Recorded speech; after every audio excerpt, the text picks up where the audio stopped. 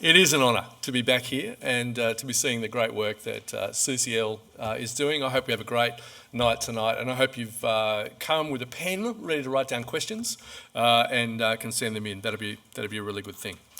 I want you to help me though by thinking about the last marriage that you were at. It may have been a while, it may have been last weekend. Just take yourself back there and think about that moment when you saw the vows exchanged. Are you there? Okay. This was from Four Corners last week. Terry Butler, the Queensland ALP Shadow Equality Minister, said this. I was at a wedding on the weekend in Kingaroy, actually. When you're at a wedding now, you can feel the hurt when the celebrants are required to say the line about marriage being between a man and a woman. That's a hurt that's shared by everyone, really. And in that scene, she's there with the mother of a same-sex attracted child who's starting to break down. Her name's Sharon Faulkner, and she says, "It was my youngest son's wedding that put me on this path because I sat there and realised that my oldest son couldn't get married. And it hurts. It hurts. It hurts them and it hurts us." That pain was all too raw and all too real. And as she broke down in tears, you could see this wasn't something that was set up by the media. This wasn't some opportunistic moment by a politician. There was genuine pain and hurt there. And we need to hear that, not be dismissive of it. We need to know those stories that are taking place within our churches and beyond them as well, to see that there are people who at the moment genuinely feel that moment where the vows are exchanged, that marriage is between a man and a woman, that is a moment for hurt and for grief. Let me take you back to the very first wedding, the very first marriage, recorded in Genesis, and it says, "But for Adam no suitable helper was found. So the Lord God caused the man to fall into a deep sleep. While he was sleeping, he took one of the man's ribs and then closed up the place with flesh. Then the Lord God made a woman from the rib he had taken out of the man. He brought her to the man, and the man said, 'This is now bone of my bones and flesh of my flesh. She shall be called woman, for she was taken out of man.' That is why a man leaves his father and mother and is united to his wife, and they become one flesh. And Adam and his wife were both naked, and they felt no shame. Bone of my bones, flesh of my flesh." As the Hebrew more literally has it, yabba dabba doo. This is the beginning of poetry. This is where we start as a race. There's something deeper here, something which is good, something which will prove to be so good it's definitely worth leaving a father and a mother for, to be united in one flesh in this way. This is how the earth is to be filled. This is how the world is to be ruled. This is what it means, in part, to be in the image of God. Jesus himself will go back to this passage to explain what marriage has always been about. So is marriage good? Which vision of marriage are we supposed to go along with? Is the wedding an occasion for hurt and grief? As those vows are exchanged, can we block out the thoughts that it might be some discriminatory, unjust, oppressive moment where pain is clearly being felt? Is marriage broken? And does it need to be redeemed and liberated and reformed so that it loses that gendered nature? No more this man and this woman, but instead two persons. Australian Marriage Equality, who are pushing for same-sex marriage in Australia, have a liturgy for straight marriages that want to be supportive of same-sex marriage. They give 5 options, and frankly, their liturgical page is much better than anything the diocese has. Really good set out, and the diocese could learn from it. But option 1 says this. You can say these words, and they suggest that it's done at the moment, just as the vows are given and before the kiss and so on. As requested by partner 1 and partner 2, I think that it's a good time to pause for a moment and reflect on those couples in committed, loving relationships who cannot get married under current marriage law. Our thoughts are with them on this special day. Now, you might have been to one of those weddings. I know that there are more and more requests for it to take place like that. Certainly at the moment, when you prepare a couple to be married, you have to give them a pamphlet written by the government which reminds them that in the Family Law Act, marriage is the union of a man and a woman to the exclusion of all others voluntarily entered into for life. That's what the law says. That's what you have to put in people's hands. The pamphlet goes on to say, the family is the natural and fundamental group unit of society. It's a worthwhile goal for all married people to try and achieve a strong marriage and family life. It's most important that you pass on your loving and stable family life, your pleasure and your wisdom about marriage to our next generation of Australians. Right? That's not a church drafting that. It's someone in an office in Canberra that's come up with that, right? And then they say anyone marrying someone has to give them that pamphlet. So you can see that we have very different and competing visions of marriage, clearly not easily reconciled at all. There's real kind of plurality of views which are out there.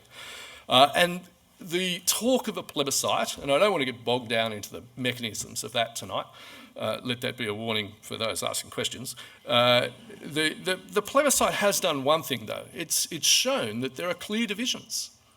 And however you cut the numbers and whatever survey you believe, let's take it as a 60-40 split, where 60 want change and 40 want marriage to remain as it is. If the government is going to set up a change to the law that affects something that is so deeply held, so important and so basic to society, it's really going to create a great fissure between that 40 and that 60. And what it proposes to do is not to say, well, you can have that view of marriage or that view of marriage, we'll recognise them both. Instead, it's taking a position. It's saying the law will change, and it will change in order to remove gender. So that it will be person one and person two. It won't be husband, it won't be wife. This is the understanding of marriage which we all must commit to as a nation. Now, let me say, at the moment, it may feel a little awkward talking about same-sex marriage, right? It might even be social death, depending on your postcode and your friendship group, right? But if the law changes, it will be far worse than awkward. Suddenly, you will have 40% of the Australian population having a view which is out of step with the law. And that 40% will include those whose beliefs on marriage have come from a conservative kind of Christian understanding, one that matches the tradition and history of the culture, who suddenly will find themselves at odds with the law. Okay, so the question tonight is, can we talk about same-sex marriage? And the answer, I think, if that really is the question, is very simple. Yes, we can. In fact, I'm doing it right now. I want to say that we can do it privately, we can do it publicly. That's not to say that it's easy. It's not to say that it's going to always be persuasive. It's not to say that it won't come without a cost or a detriment. But to quote Obama, yes, we can. We can talk about marriage. I want to persuade you, though, that it's worth doing it, that it is worth speaking about it, that it is a good thing that we should do. And as I say that, I understand there is a pressure not to speak. I feel that every day. Freedom for Faith is a Christian think tank. It's there to, and if I can correct your typo, protect and promote religious freedom in Australia. And so as we do that, I've got to say, it's a hard time to be arguing for religious freedom. You know that as well. The freedom to believe. But let me tell you some of the reasons. First, in a post 9/11 world, most people aren't too crazy about letting religious people do what they want to do, right? Because they may well just fly into buildings or do something like that would cause terrible harm. In France, just this week, we've seen serious discussions from mainstream parties saying, let's just ban all signs of religious garb, everything. We want to control the security risks around Islam, so therefore let's say no more Stars of David, no crosses, no nuns in habits. It all has to go, all because of our civic freedoms. That's one reason. The second reason is because of the terrible evil that has been done through clerical abuse of children and through the institutional cover-up of that. Right? These are not good days to be saying, just trust the church, just allow believers to do what they want to do. And rightly so. That's good that that's coming to light. It's right that that causes us problems. But the context in which this debate around same-sex marriage is coming up is also where there's been a broad, progressive social justice movement taking place that sees Christianity really as part of the problem. And that movement has captured people that would have traditionally been on the left and the right. And what was on the fringes of kind of academic debate 10 years ago in terms of religious freedom is now being quite mainstreamed into party platforms. There's no easy home for Christians anymore when it comes to finding political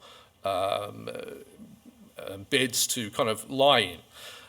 No one is significantly pushing back against this change of law that is suddenly seeing equality rights being elevated in ways that they've never been before, that is seeing discrimination laws being used to recognise not just access or equity issues, but people's dignity, their inherent kind of worth, their value as people needs to be protected in all kinds of ways, like speech that we'll get to. At the same time, the stock of marriage generally has fallen, and that's not the fault of the LGBTI community. You know, as people go into cohabitation and de factos, as less people marry, as less people marry in churches, as more people are divorced, as more marriages break down, then it's hard to argue for marriage. You know, if people had believed more in how good marriage is, I don't think we'd be having this conversation at all. And those that do want to push it, well, the only people standing up really for this conversation in a significant numbers are Christians. Christians who are no longer kind of tolerated but seen as a threat to this broader movement. Now, I don't want to get all conspiracy theory about this and suggest that there's some, coalition of pink, same-sex marriage, LGBTI groups that are, planning to overthrow Christianity. This is not a Dan Brown novel, right? We're not in that universe. It's not real, right? But there is a cultural movement against Christianity, which we can recognise. In our church, in the last year, we were doing some evangelism training, and as I was setting up supper, I noticed that someone had left a carton of milk at the back of the fridge, and it had obviously been there several months. And it had all kinds of layers to it, and it was quite revolting. And I brought it out and kind of revealed it to say, this is how people see Christians at the moment, right? Something which is a bit on the nose, something which has gone beyond just offensive to quite dangerous. You don't want to let your kids near this, and the responsible thing to do would be to chuck it out, right? That culture wasn't around 20 years ago. Not the milk culture, the broad. You with me, right? That's the change that's kind of taking place. That's the world that we're in. And in that world, there's no longer an agreed kind of external source of moral values. Let's just say what the elders said. Let's look to the scriptures. The law is very clear on this. We'll just follow the law. Instead, the law becomes the kind of contested place where we can't agree what the marriage should look like or what the good life should be. And so we all kind of appeal to the law to rule in our favour, to show that we are the ones that are in the right, to declare that our position is legitimate, and to use the law to kind of enforce our position against others, to show that we're the ones who really are being recognised on both sides. That's taken place. So all those things are taking place, and it has made for a perfect storm. It is, of course, a storm that has been brewing longer than just the last 10 or 20 years. You could trace back this into the Enlightenment and beyond. The book to claim that you've read on this is A Secular Age, right? For those of you who are theological students, you'll know that big fat tome, that says the world that we're in is different. Now we're in a position where it is quite possible to not believe in God.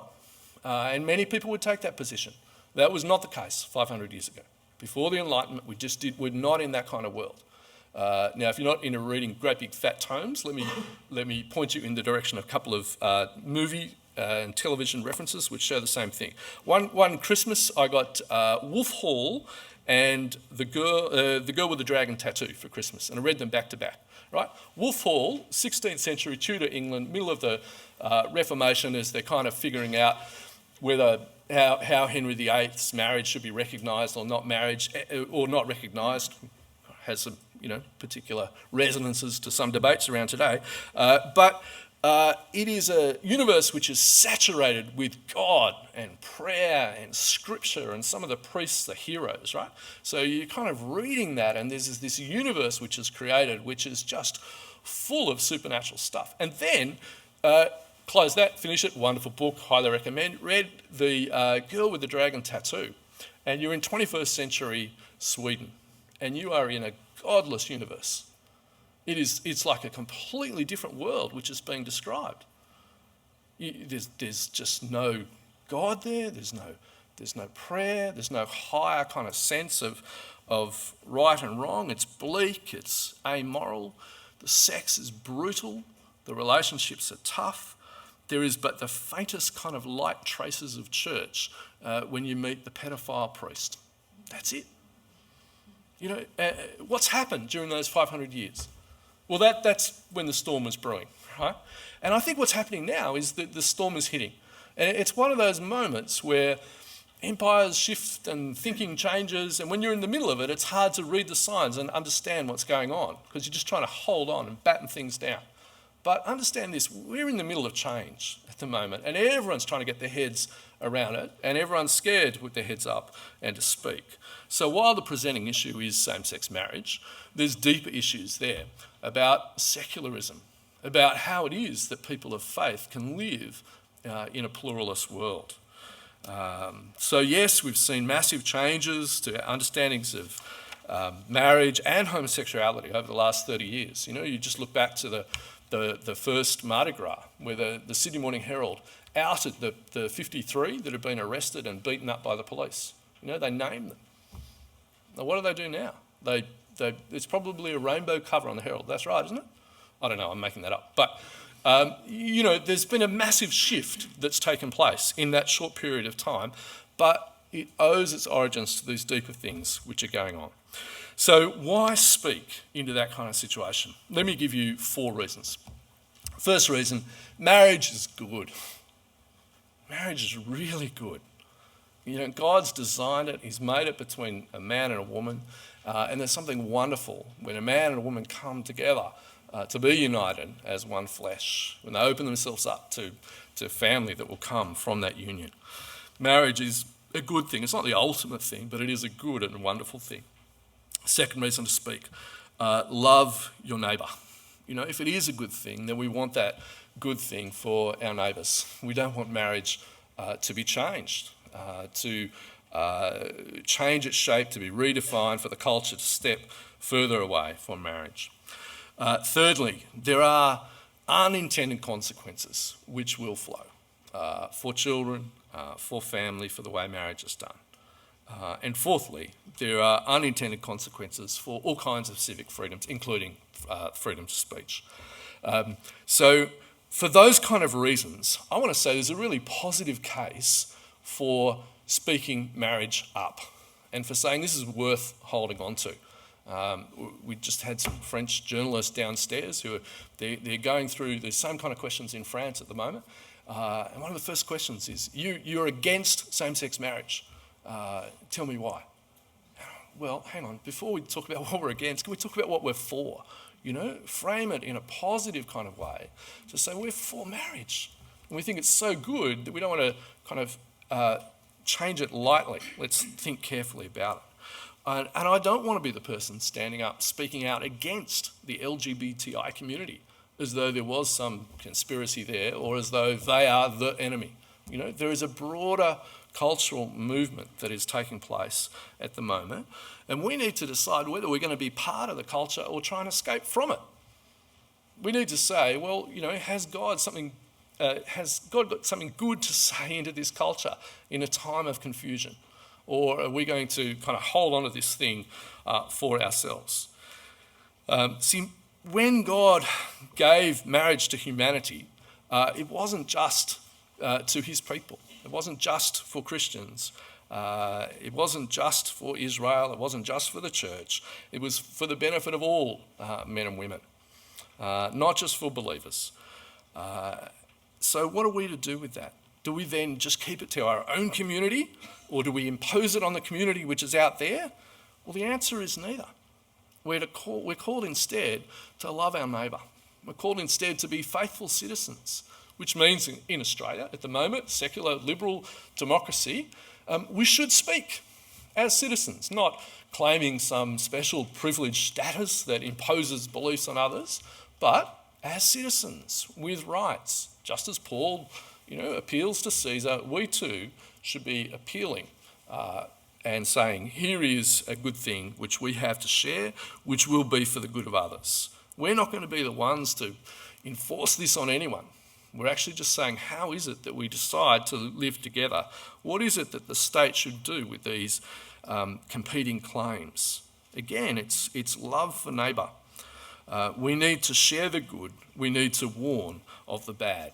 And because Christians have been largely silent about this, it's only sometimes the shrillest voices which get heard speaking against same-sex marriage, speaking of the dangers, of the consequence of removing gender from marriage. Let me say that, as Tony said, we're not tonight going to repeat all of that, in terms of the case for marriage and for children and so on. But let me talk about the area that Freedom for Faith has a particular kind of focus on, and give you a quick kind of overview of some of the consequences we think are out there for freedom. The first thing that you need to know about is free speech. Archbishop Porteous. How many people have heard of Archbishop Porteous? Right. You all need to know this story. Archbishop Julian Porteous is the Catholic Archbishop of Hobart, and the Catholic bishops around Australia decided to, in the current climate, write a little booklet on marriage. And they called it Don't Mess with Marriage. I've read it. It is deliberately a very calm, peaceful, measured kind of document. Its understanding of marriage is a little different from the one I'd have. It's more sacramental than a Protestant would have, but it's hardly controversial stuff, right? There's respect for all, and it was very carefully kind of drafted.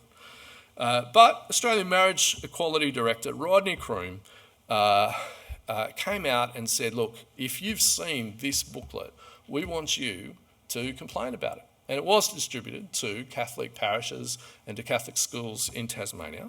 And after that urging, Martine Delaney, LGBT activist, Greens candidate in Tasmania, came forward with a complaint to the Human Rights Commissioner. And the Human Rights Commissioner backed that up and said, this looks like hate speech. You have a case to answer for teaching what your church holds to be true about marriage. You are causing offence and harm and hurt to people, and that may well be actionable at law, right? And so the Catholic Church, they're calling the lawyers in, and they're trying to figure out what should be next. And it went on between November 2015 to May 2016. Lead up to the election, it was quietly kind of dropped because press was starting to take more of an interest in it. But the press should have been on this on day one, because this is an issue for free speech. Whatever your views are on marriage, do we really want to have a culture where you can't teach this view, where this view is so out of step that we can't even allow children to hear it? Now, it's not just that it accords with Catholic teaching, it was also a statement of what the Australian law is on marriage. It's not as though the law has changed. What do you think will happen if the law changes? And you're teaching that marriage is actually, regardless of what the law says, that marriage is really about a man and a woman. See, I think more people should be prepared to get calls from the Human Rights Commissioner. We're expecting to have more calls at Freedom for Faith if this takes place. And what would you say in that situation? See, some churches are facing that at the moment. A number of churches in the FIEC network, Lakes Church, Hunter Church, Maitland Bible Church, have been the subject of complaints on sexuality. It's made SBS, it's made the news, letters to government, and all because they're in public high schools, which is a privilege, but they're in public high schools teaching on the Bible's position on sexuality. What would you say to the principal in this situation when the person bringing the complaint says they shouldn't even be allowed to meet there? We shouldn't have this kind of stuff being taught. Similar issues at Sydney University about the freedom of a group to meet and to say, you know, we insist on you being a Christian to be part of the leadership of this group and membership of this group, open to all, but membership for Christians.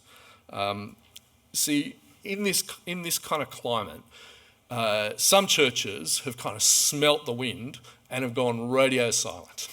So I know a number of churches where they just will not teach on this stuff anymore. They'll say, we believe this traditional kind of understanding of marriage, what the Bible's saying, but we're not going to teach it from the front. Maybe in small groups, but not from the front anymore. Long before any law changes, that's taken place. Tony's already referenced the debate we've had about the plebiscite and whether we'll be allowed to speak into this situation, whether people can be trusted with it. I think the comeback to that is to say it wasn't that long ago that there were plenty of Greens who were pushing for the plebiscite. It wasn't that long ago that even Penny Wong was supportive of marriage as being between a man and a woman. What did she say? On the issue of marriage, I think the reality is there's a cultural, religious, historical view around which we have to respect. Now, she's changed her position. That's fine. She's entitled to do that. But those words are calm, measured, respectful, and they're not bigoted. They're not bigoted. They're not hateful. They're certainly not homophobic. See, it is quite possible to make the case without resorting into that kind of hateful caricature. It's important that we do actually have the kind of democratic culture where that takes place.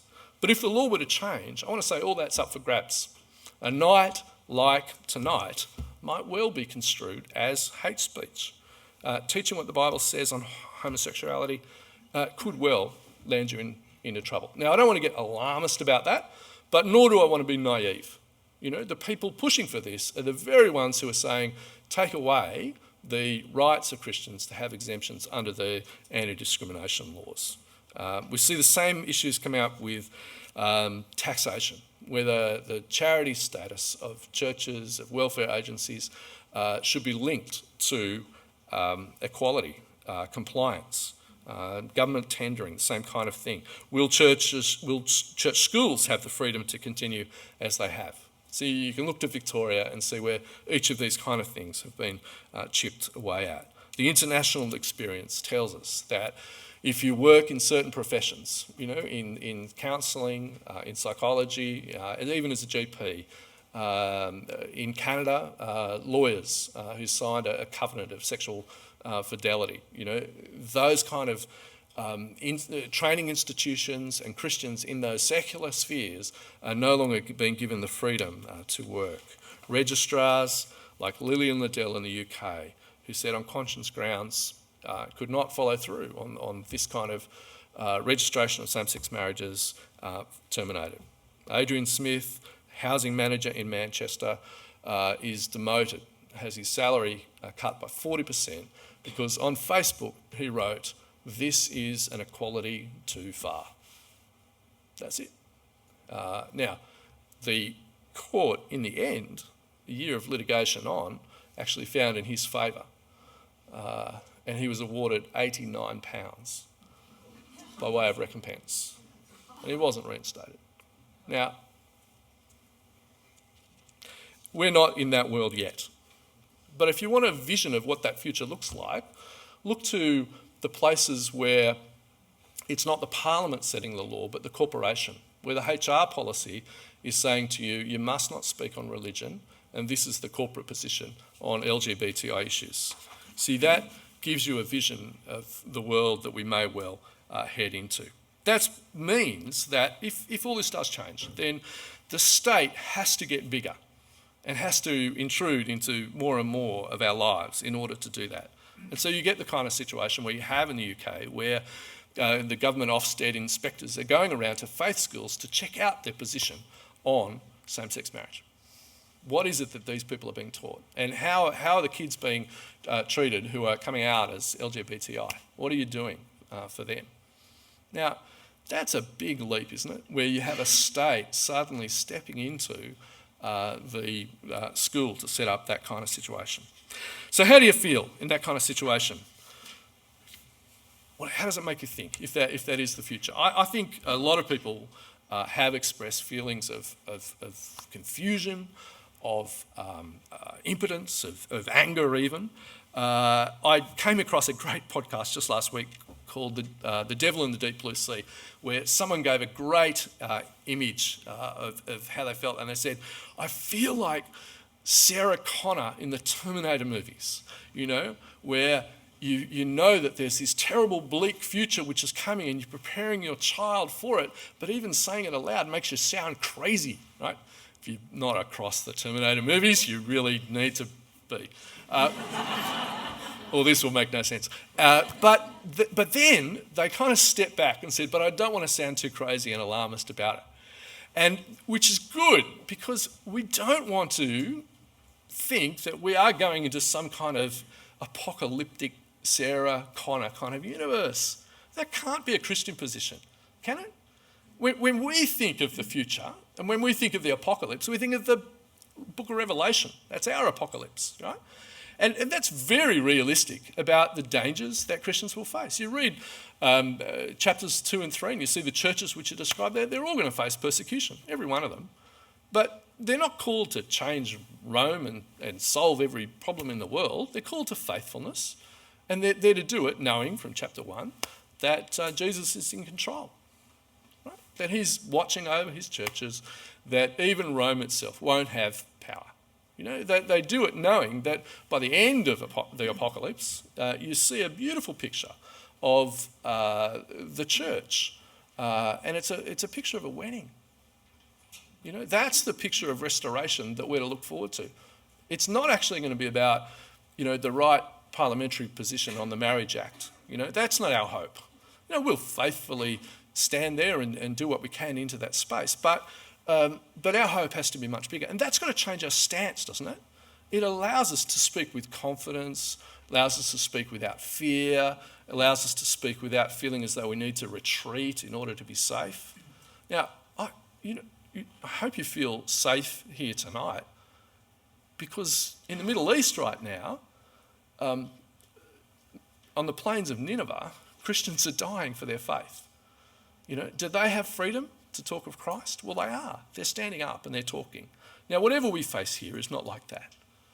So I think we need a level of perspective that says, be brave, be confident, be faithful into that situation.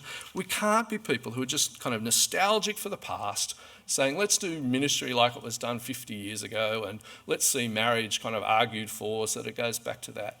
We've actually got a much better vision of marriage to a very confused world that needs to hear it. How do we speak it? Well, we'll hear more of that from Tony, but the one thing I'd want to say is that while there's a place for Christian politicians and people in that kind of sphere, the real action is at a grassroots level. The mistake they made in the UK with same-sex marriage was to put all their eggs into the kind of public debate and into media, and not equipping the ordinary church to kind of say, it's okay to speak about this, and we can speak with confidence. Have a go. Be there. History is decided by those who turn up, all those kind of things.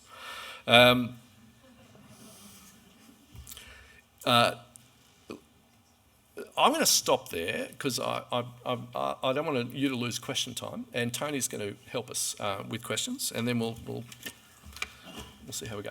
Thanks. Thank you so much, Michael. We're going to have 2 question times tonight, just to kind of keep you awake and keep you going, and because I suspect there will be question times. Lots of questions. We're going to have about 10 minutes of questions now, specifically on what on what Michael has asked, and he's run quickly over a few topics that you might want to ask him to clarify or dig deeper on. Then I'll give a shorter talk for about 20 minutes or so, and then we'll have an open question time before supper. So if you don't get your question in the next few minutes, don't despair. There will be another chance later in the evening. So let me throw it open to you. Bouncing off what Michael has just said and the various many things he's ranged across in the last few minutes, do you have questions that you'd like to ask about this difficult subject? Now, I'm going to just quickly repeat and summarise each question for the sake of the video. The question is, given that speaking on this subject really is speaking about something that's currently the law, defending something that is currently in existence and is legal, how do those on the pro-same-sex marriage side, how do they answer or justify that complaint that I'm being howled down and shut down merely for speaking about something that's perfectly, totally legal? What's the response? Look, I think most people just don't accept that it's an issue. And so we've been in conversations with the Attorney General and the Shadow Attorney General, and they both take the same position, that if there's any problems, it'll be resolved at a state level. They don't think there's an issue. They don't think that any of the changes to marriage acts need any kind of protection for freedom of speech. So they want to be... Now, there's some political wisdom in that. They don't want to say there are problems, even if they might be aware of them, but they want to say it's not an issue. This is just alarmist. So how would they respond to it? They'd say, this is alarmist, don't take this seriously. To which I'd say, look at Archbishop Porteous and look at the international experience. Actually, can I follow up with a question of my own? In that kind of, it's my privilege as the chairman here. In terms of you talked about our engagement, a grassroots engagement, and that very often a far more effective thing is for ordinary people to speak up.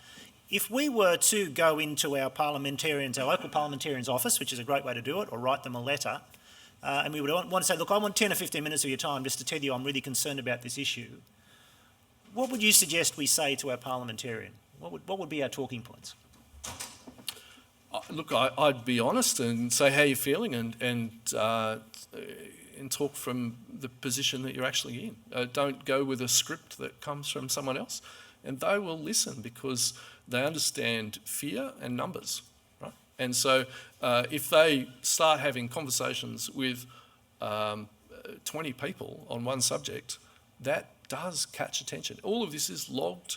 There's a good database of everything that takes place for every political party, and they listen. And so at a straight kind of pragmatic level, you want your voice to be heard, then just call up and make an appointment and speak. And even if you don't win the argument, that you've tried to say something there and that your friend has done the same, well, there's plenty of seats in Australia that are held by 1%, 2% margins, right? Federal seat's about 90,000 members. My maths isn't strong. Someone help me. What's 1%? 900. You think 900 people might change a vote on this issue? See, at the moment, if no one goes and talks to them about it, they don't think they will. If suddenly there's 10, 20, 30, 40 people saying, I feel strongly enough about this that I'd change my vote, then, they understand numbers and they understand fear, and that's how it kind of works. Thanks, Michael. You won't find that in the Bible. That's just... Oh no, I'm certainly there are things in the Bible about politicians and their ways. But over to you and to other questions. Yep. The question is, by speaking about free speech and making that one of our issues, do we risk being lumped together with a different agenda, a much harder right libertarian agenda that is against all limitation to speech, for example, against all racism or discrimination legislation? Is that a risk for us, do you think? Absolutely, yeah. And you can see it in America with Trump at the moment.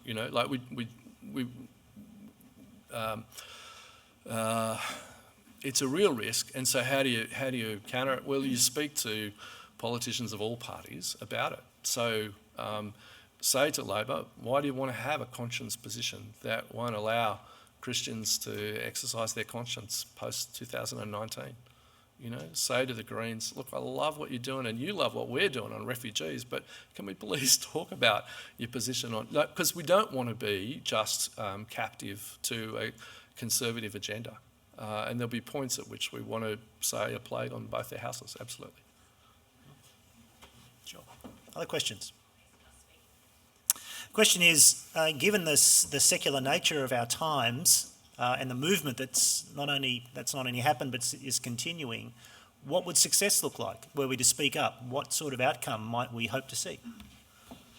Well, I think you go all through Scripture for this, but the more I've looked at the book of Revelation, the more I see that you don't necessarily get to choose the times that you're in, but you're called to be faithful wherever it is.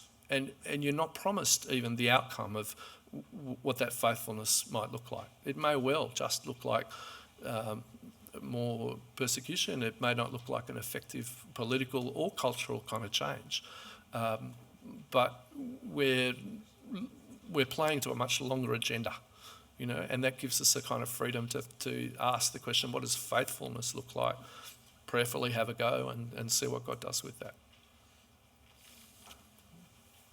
Thanks, Mike. Yeah. So the question is, good question, is there might we be wiser to save this topic, as it were, for later in our relational conversation with someone, and to talk about the more central questions of the grace of the gospel and of Jesus Christ, rather than wading in on this topic? Now, I'll have something to say about this in my talk. It's almost exactly what my talk's about, but Michael, I'll give you a shot. I think I should just defer, find out. Yes, sometimes, but not always. So I don't think it's a good operating principle that kind of says, well, I'm going to wait till they're really, converted, and then I'm going to talk to them about this. Because I think sometimes the threat and the challenge to the gospel, is Jesus really Lord, will come at these kind of points. And so it's probably not your opening social gambit, is my guess, but it might be if you have very unusual friends. I think we might pause there, given the time, and given that that's such an excellent segue into the next topic.